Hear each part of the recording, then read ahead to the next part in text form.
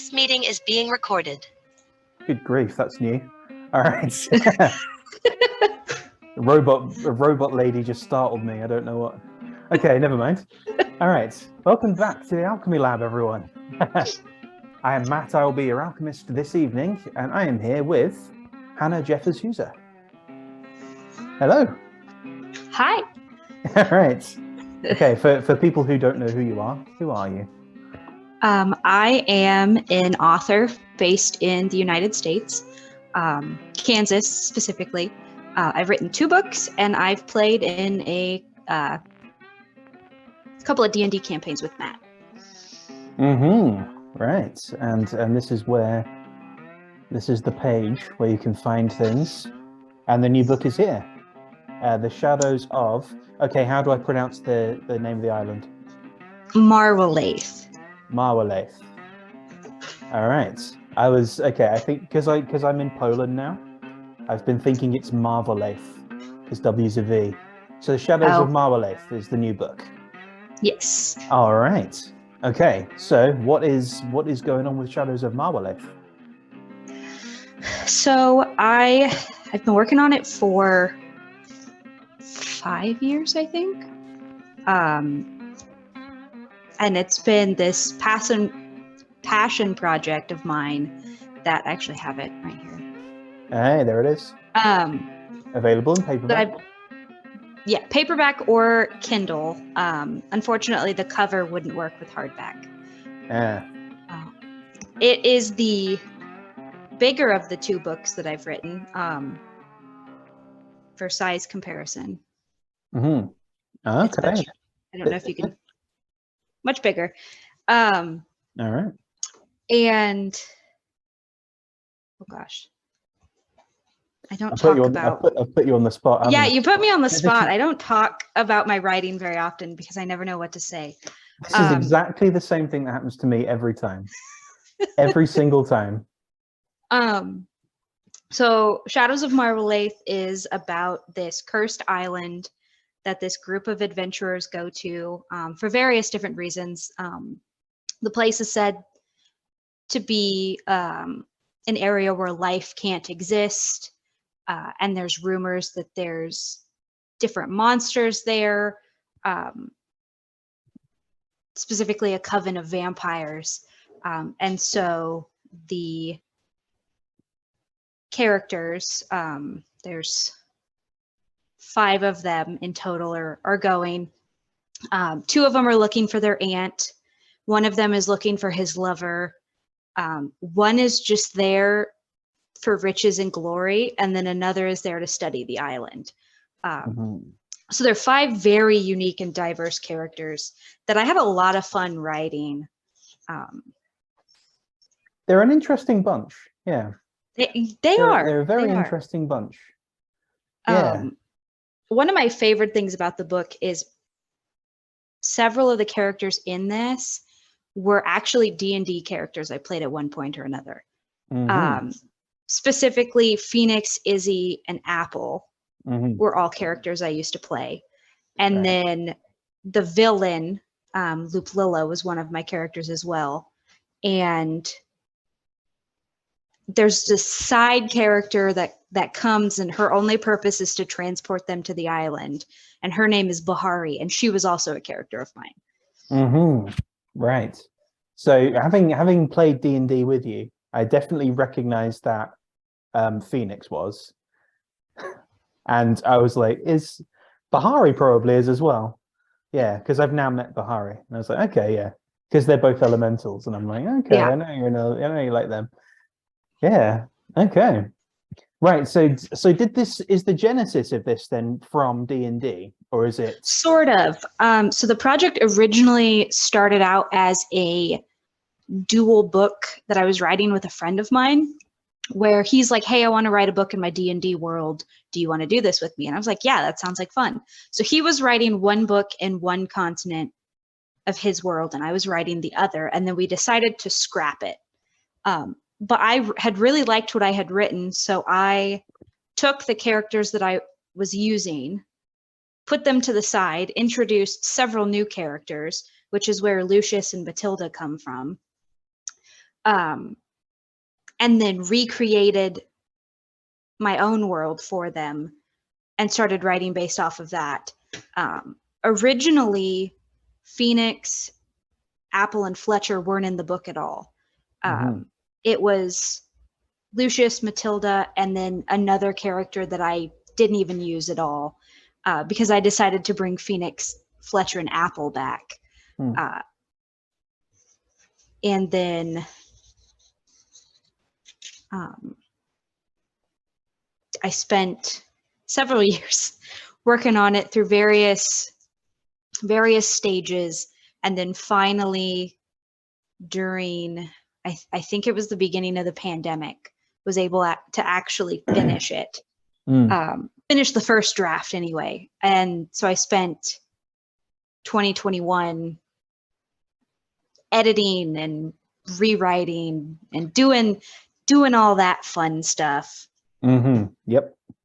That's the stuff that, yeah, that's the difficult bit for me, I think. I used to say that editing was my favorite part of being a writer. And then I wrote this book. Yeah. Because I love to edit. I love to edit and rewrite, which is why NaNoWriMo is so hard for me, because I edit while I write. Are you doing that this month? So I'm trying. We're recording this in November, so it is NaNoWriMo. I've been consistent with writing every day. Yeah. But I think I'm only at 1,800 words. Right. Yeah. And I think by day 5 you're supposed to be at like 7,000 or something like that. Okay. Oh, so there's actually a tracker. Yeah. Okay. I didn't realize that. Okay. If you want to get to the 50,000 by the end of November, there's a suggested amount you should write a day. It's 50. Is it? Oh, 50,000. Okay. All right. I didn't realize it was a set number. I thought you just had to try and write a novel in a month. You try for 50,000, and this year, at least I think this year, they introduced a smaller goal where you just try to write 25. Okay. See, I think I'm going to. Okay, I didn't realize there was a target in that, because I thought it was a novel in a month, and I've been writing more than that. And it just type out, and I've been writing on. So I haven't had my so this computer is really heavy and big, and I don't like taking it places right now. So I've been writing on this. I've been writing on an iPod Touch, and so far, actually, I'm getting a lot done on it, and it's surprising. Yeah. I've only been able to write on my lunch breaks at work. So I've been able to use like 30 minutes of my lunch. I like eat really fast, and then I use the last 30 minutes to write.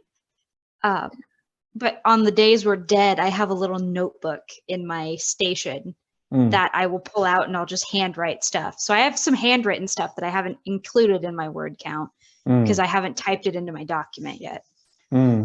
Well, the thing that's been kind of a boon for me, at least, is that November began on Tuesday, obviously, and we had Tuesday off because it was a national holiday in Poland. So I was like, okay, I can just bang out a bunch of this, and then I'll be set at least a little bit for the rest of the time. At the moment, I'm kind of working in the morning. This is the unpaid part of the job in the morning, and then I go and write for maybe 90 minutes to 2 hours in a cafe somewhere or over my lunch break. And then I do the paid part of my day.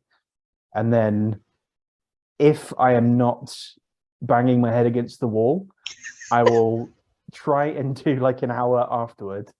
And it's just the hour afterward is just like,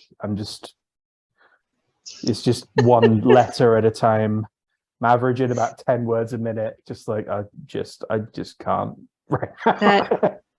I've been trying to write when I come home from work, and that's me. Like the other day, I only wrote 67 words for the entire day, and I feel those days. The only thing I cared about was I kept my streak going, so I updated my word count every day. And then, of course, with all my health issues going on right now, I just don't have the energy, and I play too much D&D. Yeah, is there such a thing? I don't know. Is there such a thing as too much D&D? When you play, I have 2 games that I'm running. Yeah. And then I'm in 4 games. Wow, okay, that's quite a bit. So some of them are on the same day and they just alternate each week. Right, okay. That's more manageable. Yeah, one of the games I'm running is like every other week, once a month, I send everybody a message and I was like, hey guys, can we play this day? And everybody's like, yeah, sure, let's do it. And then my other campaign I'm running is a module, and that is every other Tuesday. And then on the off Tuesday, my husband's running a game. And then I play on Wednesday at my friend's house. And then Thursday and Friday, I have online games. So at the moment, I've got one that hasn't started yet. That's going to be streamed. That it's not going to be streamed by me. It's going to be streamed by MS Arthadian, who's number 2. You meet in a Tavern 2. That's the one to go for him, and that's going to be like a sci-fi game, and that's going to be it's good.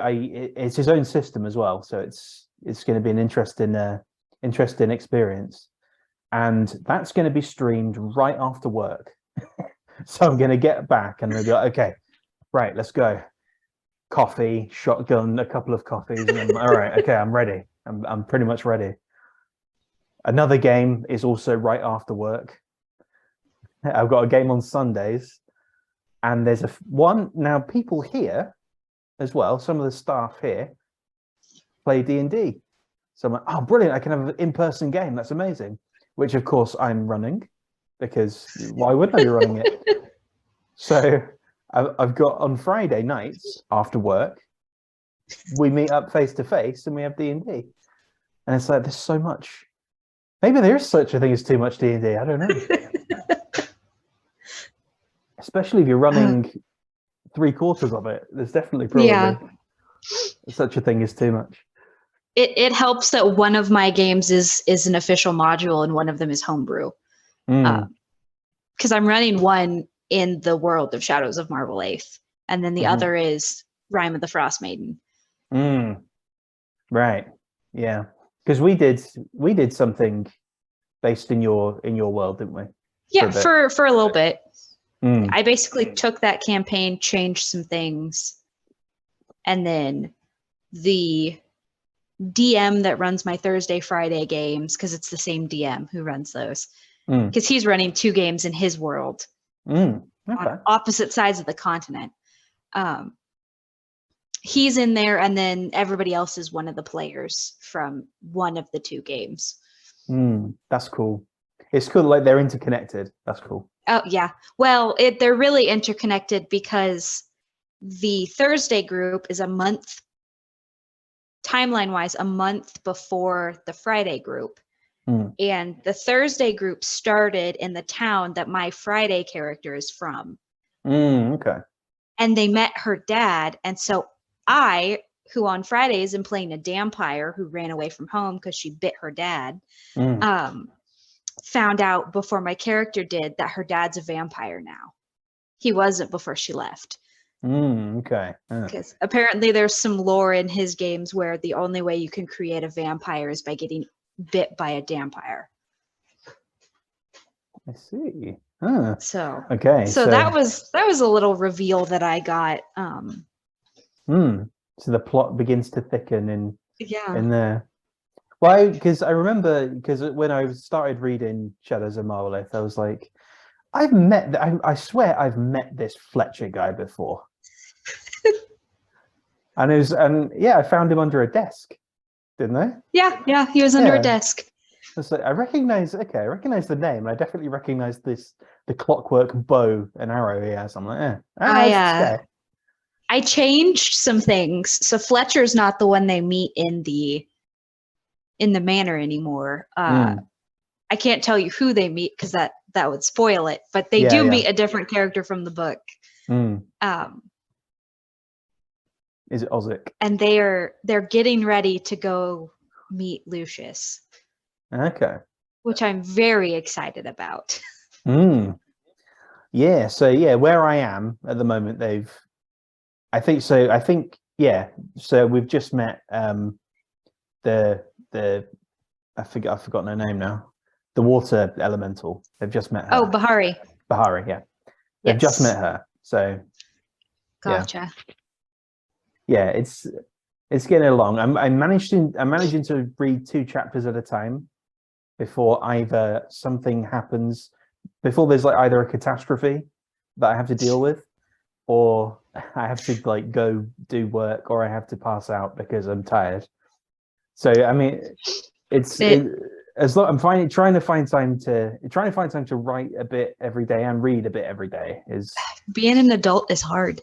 there's only so much time. It's time. You get very aware Yeah, of time yeah. when you pass 30. So yeah. I Wow, haven't okay. hit that yet, so Ugh. I'm already very aware of time. Yeah. So wait a minute. I spent 8 of these doing absolutely nothing because I'm asleep. Okay. Well, that leaves 16, and and how much of this am I spending at work? Okay. Wow. Yeah. Thankfully, next Friday here in the US is a national holiday, and my Friday D&D game has been canceled. So I'm just going to sit down and crank out as much writing as I absolutely like physically can do. Yeah, it's the same here, I think. What's the national holiday in the US? Veterans Day. Okay. That must be what it is here as well. Yeah, November 11th? Yeah. Yeah, 11/11, yeah. Actually, in the UK, I think, as well. Yeah. For some reason, I don't know. My brain's still slightly scrambled. When you have, I don't know. There's a national holiday for Remembrance Day. I'm pretty sure it is in the UK, and it'll be something similar here. Yeah. I believe, let me put my history degree to work here. It's because November 11th was first observed as Armistice Day. After the first one, right? After the First World War? After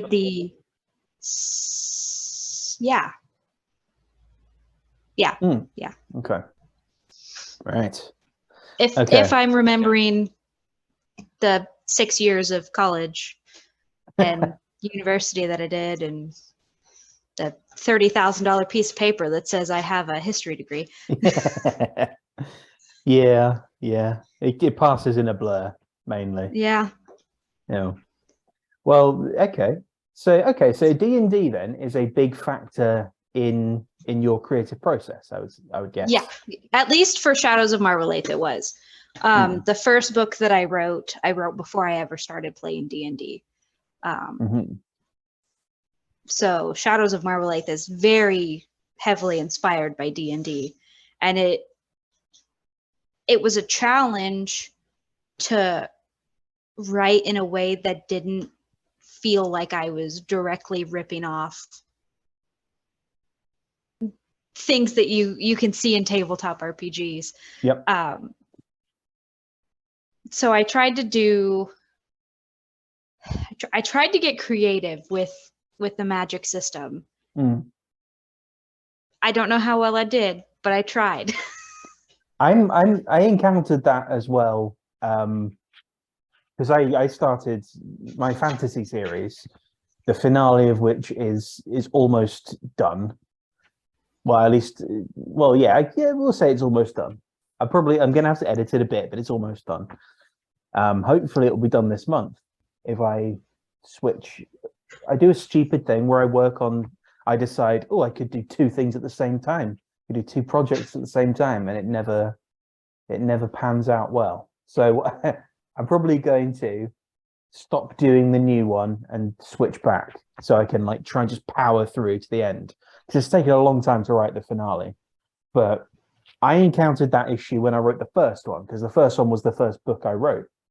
and it was D&D influenced. And I was like, okay, well, I can't call this thing a Warforged. It's going to have to be something else, but it's a Warforged. I'm going to have to kind of change how it looks. And I'm going to have to not have, okay, how, so one of the characters is a Dragonborn. So how does that work? How does that work in this world as well? And I think I was probably, no, yeah, it was before I started actually putting pen to paper and writing the thing. I had probably a fortnight where I just went through, okay, what is the world this inhabits? How did all these things happen? How did all the belief systems come into play? What's the history between? So it's a war essentially. It's like 100-year war. Now I'm having the issue of explaining what the hell I do. So the premise behind the Four Guardians, which is the series I do, is there was a conflict between Hama and Kale, who are two nations that are separated by a bit of water, basically. And Kale was having a lot of issues with their desert. Their desert was starting to advance on everything else and killing the land. Hama was very fertile, so they were like, okay, we can just, and trade relations broke down. So they're like, we're going to go and we're just going to invade and we're going to take their crops and we're going to feed everyone. And there we have it. So there was a big conflict between them, which ended with Kale invading Hama and seizing Hama, and now it's a vassal state. And there were 4 soldiers, effectively, who fought in that war, who were instrumental in kind of saving a bunch of people. They were killed in the attempt, but they saved a bunch of people, and as a result, they kind of got deified. So they were worshipped by the survivors who grew up and formed sort of a kind of insurgency. And then because they were figureheads and because they were like, okay, now's the time, we're going to kick these guys out of our nation. So they resurrect these 4 people. And that's the sort of premise of it. They have to now find out what the hell's going on and work out a way to solve this big issue. But the issue is not as simple as it appears, and it's ended up taking 4 books to kind of resolve, I suppose. And I had real trouble at first, like, okay, I need to not I stripped out most of the races. I was like, okay, let's just make this humans, because I can't justify elves being in it. You know what I mean? I was like, in this world, I can't really internally say, okay, so so we have elves and dwarves and gnomes. But somehow I could justify Dragonborn being in it, but I couldn't justify anything else being in it, really. So narrowing down from there and like going along that way, it was just it was a tricky thing. It was a tricky thing, but eventually it worked out, more or less. So, and we'll see if it actually properly works out when I finish the 4th one, which is going to be really soon. At the very least, before the end of the year. And now that I've said it, I'm going to have to do it. So There you've put it out into the universe. now it's out in the universe. So you have to manifest it now. Yeah, the universe is going to have to stare back at me and make me do it. So you hear me, universe? Make me write this book that's taken years to write. Yeah. So you started writing before you played D&D, though? Yes, yeah. I have actually been writing since I was like 10 or 11. Nice. I started with the Notepad application on my very first computer. And I started by writing, it wasn't good, but when you're 10 and 11, you don't know what you're doing when you're 10 or 11. And then it wasn't until like my fifth grade teacher gave us like a Halloween prompt we had to do, where we had to write some like 2-page story about Halloween. And I remember like being really excited about it. Like I don't write a lot of spooky stuff. Like Shadows of Marwolaeth is spooky, but it's not as spooky as it could be. But I remember being so happy to be able to put those skills to the test and loving it so much that that's just something that I've consistently done throughout my life, is just continuously write. And then in community college, my second year there, they were I don't remember who told me about it. Somebody told me about NaNoWriMo and asked if I was doing it. And I was like, I don't know what that is. Please tell me, please enlighten me. And they told me, and I was like, I'm gonna do this. I'm gonna write a book. I've never done it before, but I'm gonna write a book in 30 days. And I did it. And that's how my first book came about. The one that came out before Shadows of Marwolaeth. And it came out in like 2017, I think. So I don't crank them out very fast. Right. Because that first book, What Lies Beyond, was supposed to be a 3-book series. And I'm only just now getting to book 2. A book happened in between. Okay.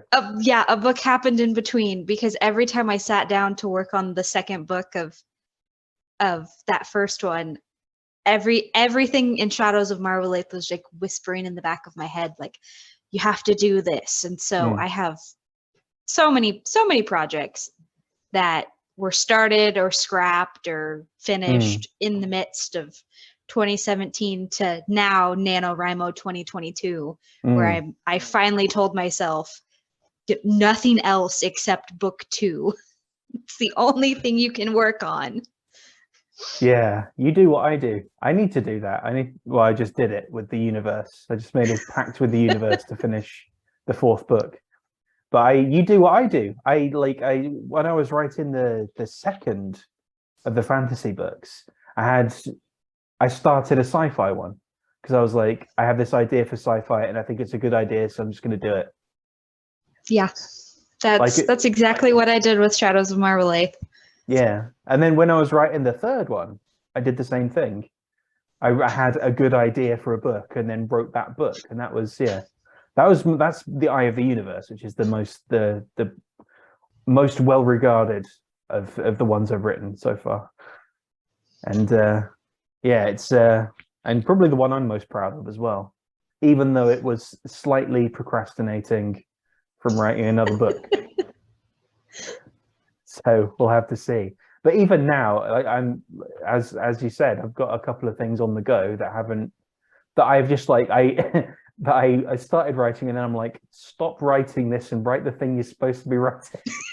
Yeah, I've got like 3 or 4 projects that I started, none of which have been finished. One of them I would like to eventually go back to, but I've hidden it in my Google Drive so that it's a scavenger hunt to find it, so that I won't go back to it until the time is right for it.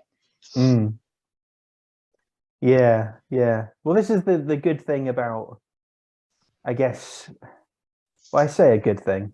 I mean, having this, like, have you ever used the Pages app?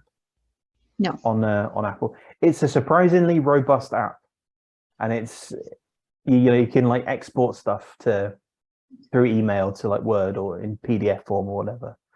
I don't own a single Apple product. I mean, that's probably right. I own too many of them, but it's good. I mean, like, just get a wireless keyboard and one of these, and I can just take it anywhere, and it's just, you can stick it, like, balance it or stand it up and just start tapping away. And it's been really helpful, but also it means that if I get an idea, I can easily jot it down, which is great and also terrible because I distract myself from stuff by writing down ideas. I use Google Docs because I can access it from my phone or my computer. And at our previous place, our internet was very bad on one side of the apartment. So it would just stop my laptop would stop connecting to it. So it was nice that I could write even when I didn't have internet connection. And then next time I connected to the internet, all of my devices were resynced. Okay. Yeah, I try and keep whenever I'm writing, I try and write stuff that doesn't I try not to use something that requires the internet, which is great but also expensive. I found that if you want like a device, like a laptop or something that is distraction free, it costs way too much. Like I don't know if you've heard of Freewrite, the company Freewrite. Maybe. So I think they might be sponsoring Nano this year. Okay, so they do distraction-free devices that are basically, I mean, one of them is like a laptop type thing, and they have like e-ink screens, and they can't connect to the internet, but you can like sync them with the cloud and things like that. I mean, they're kind of like neat and like quirky, but they cost the basic one I think is like $500, and it goes up to. And it goes up to like 1,000 if you want like the high end one. And I'm like, I could get 5 Chromebooks for the price of one of those. But that's what I have is a Chromebook. Yeah, but the Chromebook, I don't really understand Chromebooks. So I haven't bought one yet. I'm like, oh, well. I thought it would be good for when I was in university, because it's compact, it's small, I could easily carry it in my backpack. Come to find out, you cannot, or you can, it's just very hard to use Microsoft Word with it. Right. And none of my professors would allow Google Docs. So I would have to create it in Google Docs, send it to, and then get on my husband's computer, because he has this big gaming setup that I'm on right now. And then I'd have to get on that computer and either like save it as a Google or a Word doc and then edit it on the big computer, or I would just have to do all my homework at home on the big computer, which defeats the purpose of having a laptop. But it's great for what I need now. Yeah, I feel like for now it would be okay for me. But so offline, can you do everything you could do anyway? I can only access Google Drive, I think, like Google products, like docs, sheets, that kind of thing. That's about it. But that's all I need it for. Yeah, but you can do that without any internet connection. Yeah. And then once it reconnects to the internet, it syncs everything. It saves it and syncs it to your Google account. Okay.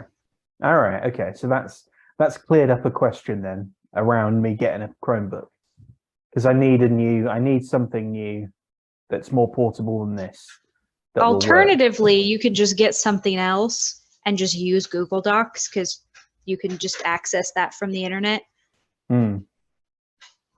So, because what I did when I came here, it's within reach and it's easily wieldable, so I can just get it.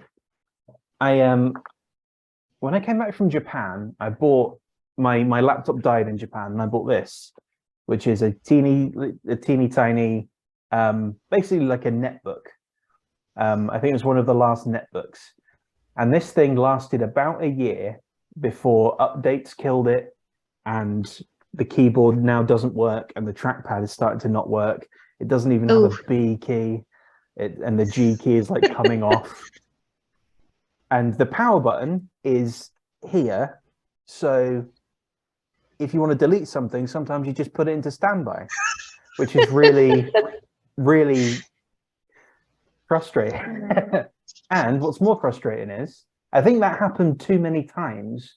So I ended up, when it was at the height of its dysfunction, and if I accidentally put it in standby, I would have to hard turn it off, turn it on, hard Oh, turn it off no. again, and then turn it on, and it would turn on. So it was, it's not the most, it was never the most user-friendly thing. I had this before I got my Chromebook. I had this big Asus laptop that you could flip the keyboard to turn it into like a tablet. Loved that thing. Still almond milk on it. Still worked for another like 3-4 years after that. And then by that point, by that point, it was like out of date and too old because of how fast technology gets updated nowadays. But yeah. Then I got my Chromebook, and I'm pretty sure it's old. It as far as like laptops go, it's old. It's like the thing with technology now, it's like a ticking time bomb. It's like, when is it going to fail? It's going to fail at some point because that's how you buy a new one. But it's going to, yeah. I mean, this one, like that one lasted like probably like a year to 18 months before it got, I mean, it was cheap, so it's not like it wasn't like I spent $1,000 on it. I think it was like I think it was less than 200 quid. I'm not sure. And this one was donated to me by Carl. Love you, Carl. Who because the other one was it just wouldn't do anything. He was like, well, I've got a spare laptop, so if you want to, you can just give that to you. I'm like, you're a legend. And I think when he donated it to, because he got a new one, I think it was a couple of years old then. And it's only just, I mean, it still works like really well. It only just needed repairs because the hinge decided to give up the ghost. So they had to like replace the screen, but it's fine now. Like it's like really quick. It's great. Yeah. But I do need something else because it's also massive. Yeah. And it will put my back out one of these days. Yeah, mine's not. I've got it right here. The cool thing about mine is it and its charger, or it and my phone have the same charger. But it's perfect. Yeah. And I have a little sticker on the top of it. See, that's if you can pick it with one hand. Oh. Perfect. Yeah. Yeah. It also turns into a flips. tablet. Handy.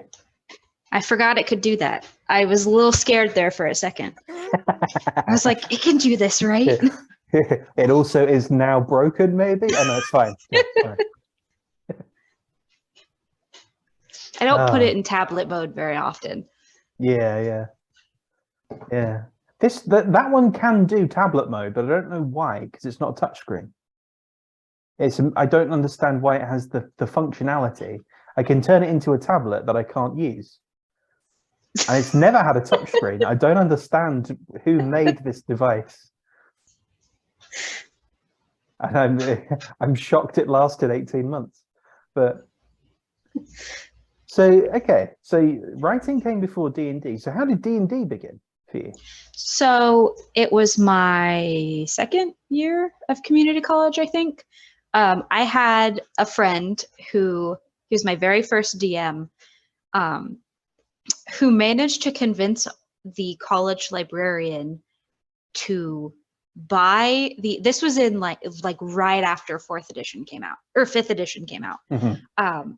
Because I graduated high school in 2014 and then immediately started college. So in 2016, he had managed to convince our school librarian to get the player's handbook, the monster manual, and the Dungeon Master's Guide, as well as a bunch of like basic sets of dice.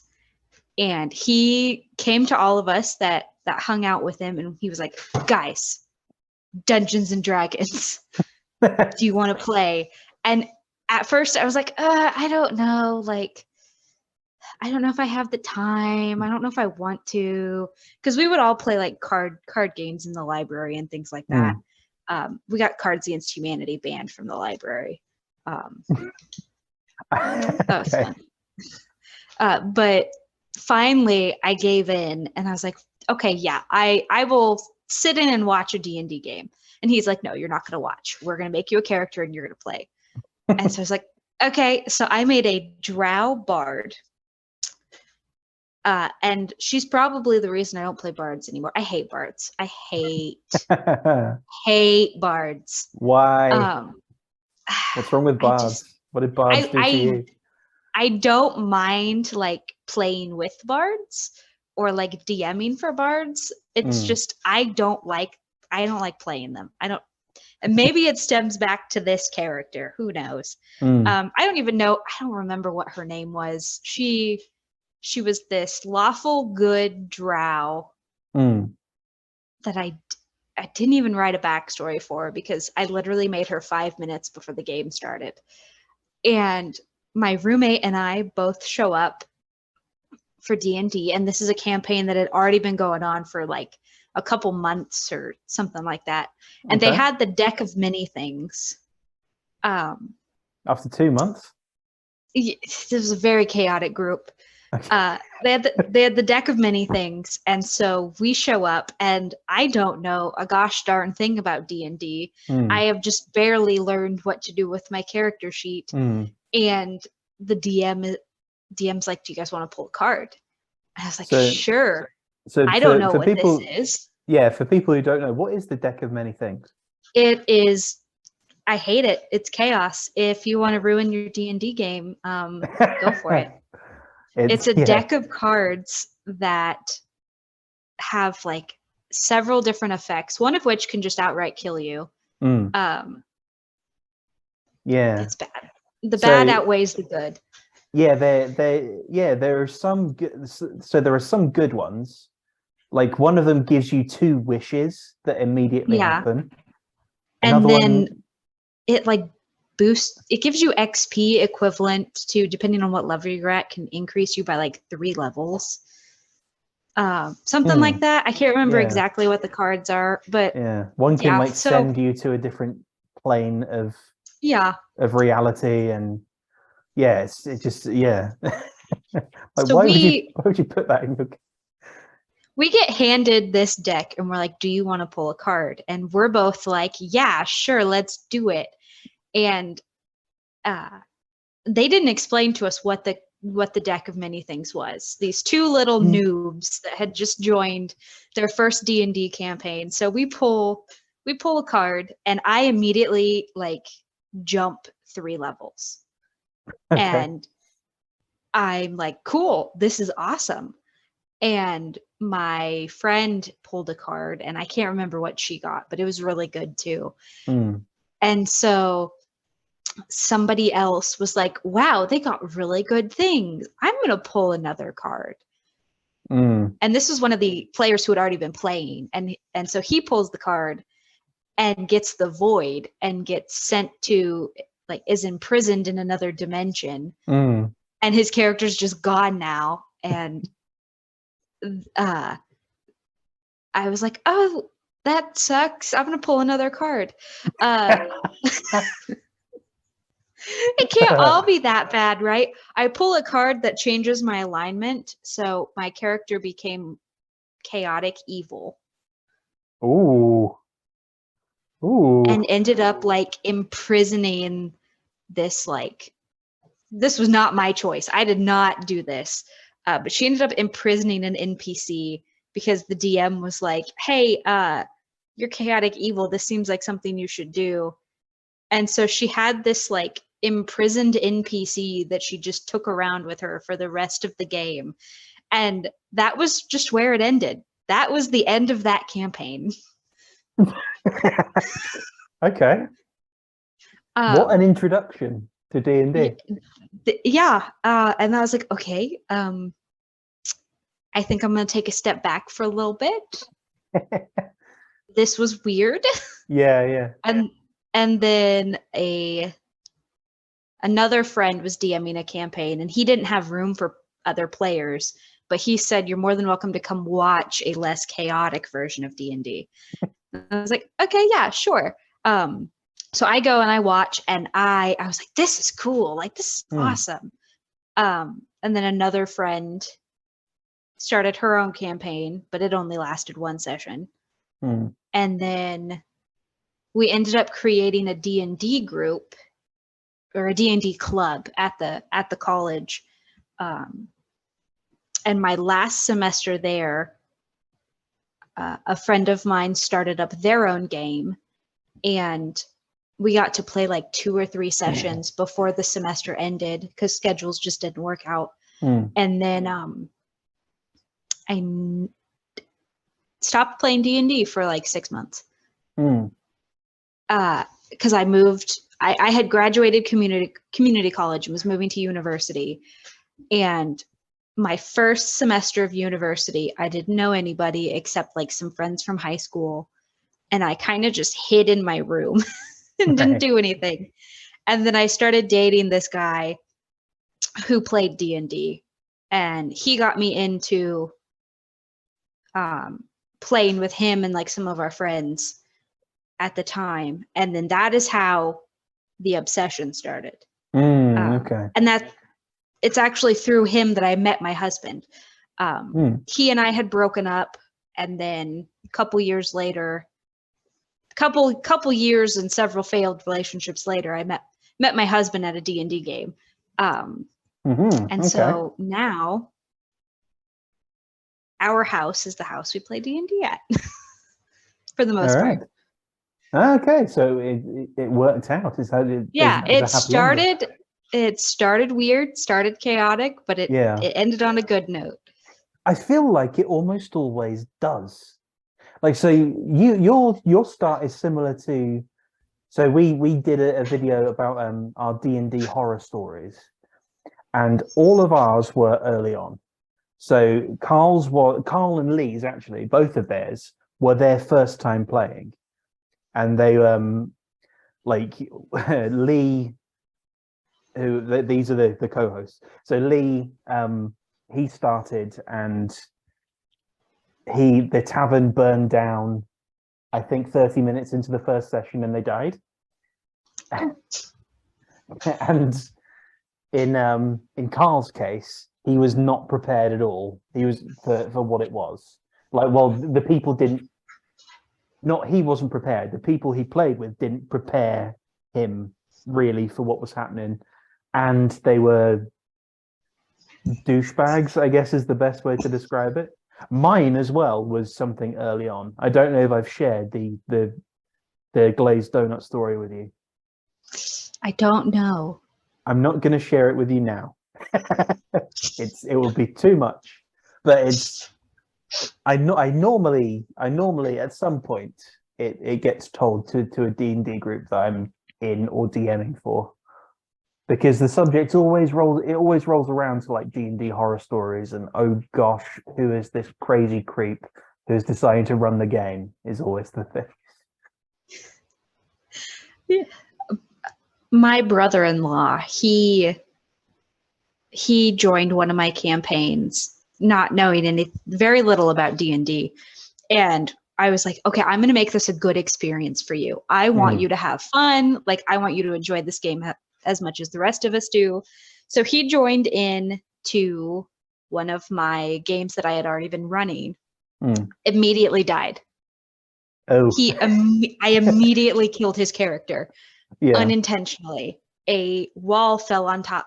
I was playtesting some monsters because I had backed the Tome of Beasts 2 from Kobold Press. I got to play test it.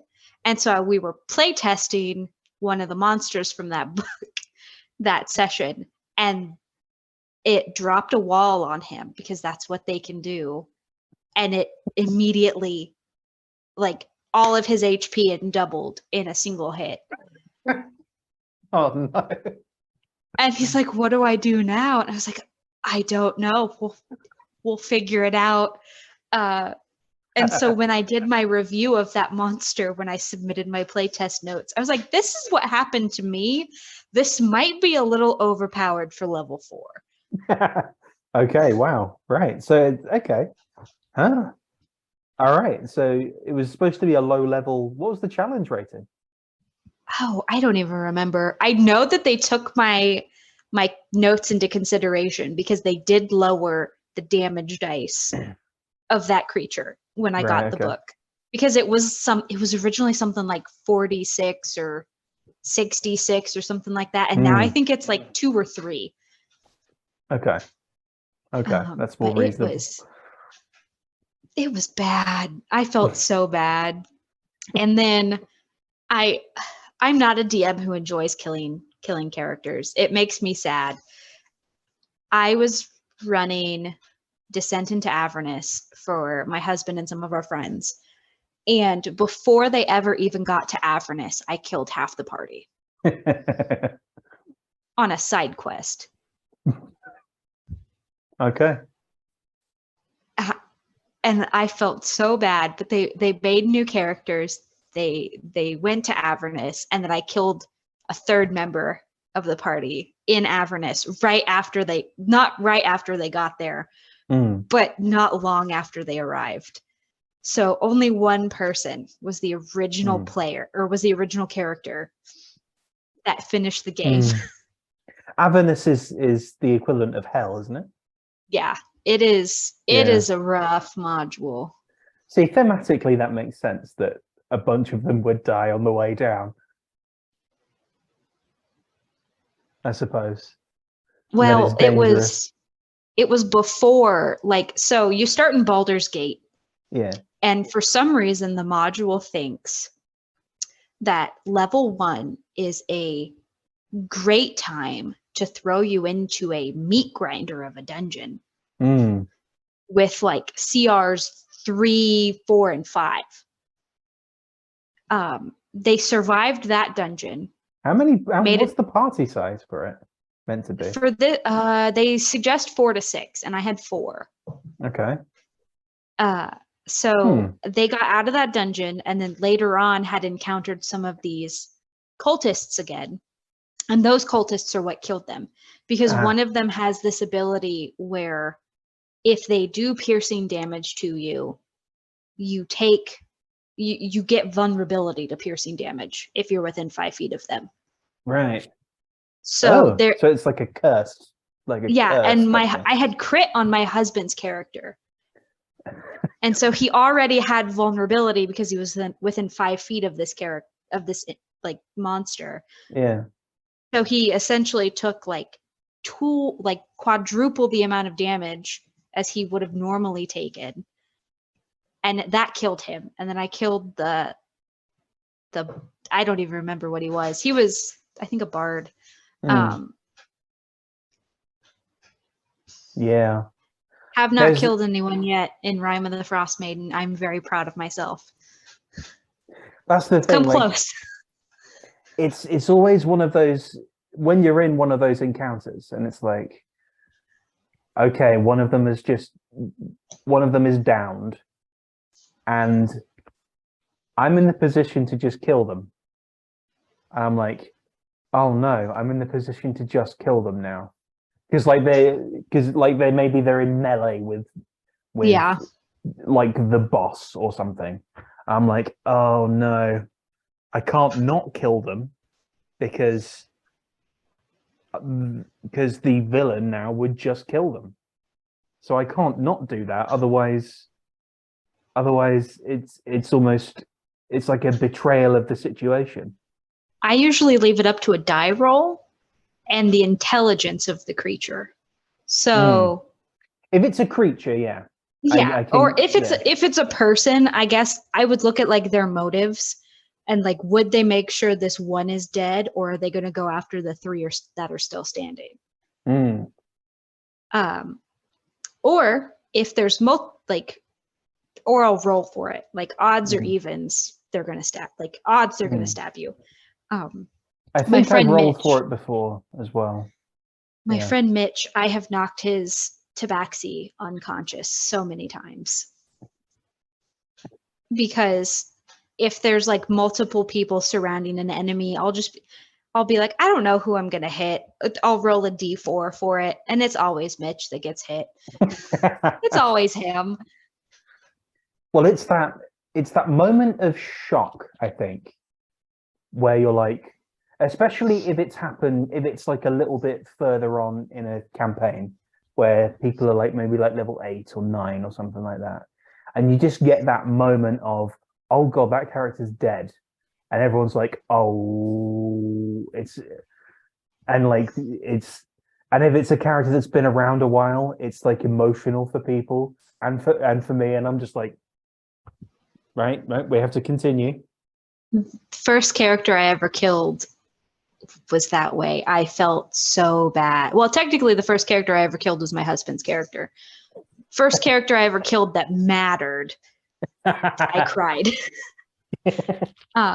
My husband had joined in this game as like an NPC that the party had convinced to. He was a bandit.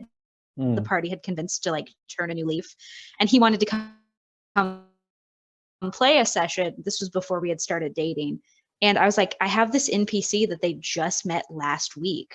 Do you want to make a character based off of him? And he's like, yes. So he did. Lasted a good while through the campaign, and then Cone of Colds to the face. Frozen solid. Yeah. Yep.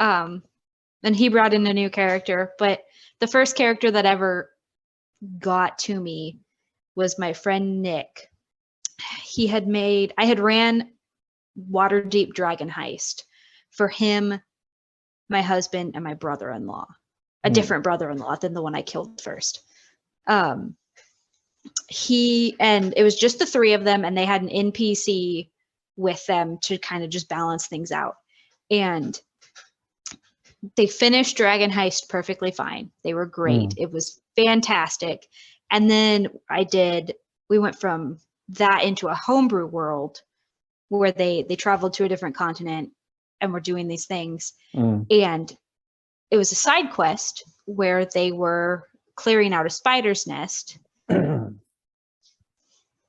my friend Nick's character, Bahati, who was a tiefling warlock of Asmodeus, was paralyzed and then promptly eaten by a spider. Ew. I felt so bad. And I was not going to do the final attack on him. I was going to do it on somebody else. And they were like, no, Hannah, don't wuss out. You roll that D20 in front of us. And so I was like, you eat that person, eat him. So they're like, don't make this spider attack somebody else. Its food is right in front of it. So I was like, oh, okay. So Bahati had like one failed death save already or something like that. So I rolled my D20 and hit, and he was dead. And I was like, I feel so bad. And Nick's like, it happens. But it was, yeah, I don't like doing it. It's a part of the game. I find it's less, I don't know, it's less bad if it's me doing it as the DM. If I'm a character in the game and someone dies, that's different somehow. Like, because I'm a method actor, so I get very like into the character. And I was in a game where I was playing a paladin, and we got set upon by these centipedes that were giant, horrible centipedes that basically downed everybody. And my guy was left standing because he was tanky. And I'm like, oh no, everyone's gonna die. This is awful. And I was trying to kind of fight these things off and heal people. And the druid crit one his death save, so he lost 2. And I was like, oh no, he's only got 1. I think he may have been 2 successes and 2 fails. And I was like, okay, I'm gonna have to gamble that he succeeds, because there was still 1 up, and it was still attacking me and him when he was down. So it was like kind of killing him again as I was healing him. And I remember he failed that last death save because I chose to attack the thing instead of healing. And I was like, oh, that sucks. Like it was a kick in the gut. It was real bad. And I was, it was like, it killed me for like a couple of sessions. I was just like, oh, like, I don't know. I think it's the drama background, being too much of a lovey to be like, I must detach myself from this hobgoblin. It's like, I can't. I am the hobgoblin. The hobgoblin is me. And this tiefling is dead because of me. I had a sorcerer character I played in my friend's Curse of Strahd game that repeatedly died. And we were her first death, she died, and then she got resurrected by something. I don't know what the DM did. I don't know if it was part of the module or something, but she died, came back as a fallen Aasimar, because that's what she was an Aasimar originally. Because she had found out that Strahd had been messing with her memories and her devotion to her goddess. So she was like, nope. And so she became fallen and then died again. And the cleric did something when the cleric was high enough level that he was able to bring her back. And then at the third time, I was like, guys, this sucks. Can you just keep her dead? This hurts. And so they did, because I was so like, she kept dying. I was like, this hurts. And so the cleric who my husband was playing was like, okay, I'm going to cast Ceremony to put her soul at rest so that she can pass on. And so I brought in a new character. That character did not mesh well with the party at all. And so I went to the DM and I was like, hey, can I bring Solstice back? I miss her. And he's like, but she's dead. And I was like, yeah. And he goes, I have an idea. So she came back as a ghost, as the spirit. Because in Barovia, if you die, your spirit can't pass on because of Strahd. So she came back as a ghost, but with the stats of a regular player or regular player character. And because of the ceremony that the cleric had cast when they laid her to rest originally, she was no longer fallen. She was back to her original self. And that was cool. And I got to finish the campaign out with her. And then when we defeated Strahd, she got to pass on for good. And so that was a satisfying end. But it's like when they finally kill Kenny and he doesn't come back. Like, I miss Kenny. Bring Kenny back. But Bahari, that character from Shadows of Marwolaeth, she has died. Oh gosh, I'm no longer playing her. But while I was playing her, she died like 4 times, I think, and just kept getting brought back by various things. To the point where I'm now playing her daughter in a current campaign. And there's just this running joke that my character has that her mom has died like 19 times and is unkillable. I mean, at that point, you would be. Right? Yeah. She just has a cleric with diamonds on standby, ready to bring her back. Yeah, like the butler. Yeah. There's a diamond. There we go. Underneath the tray thing.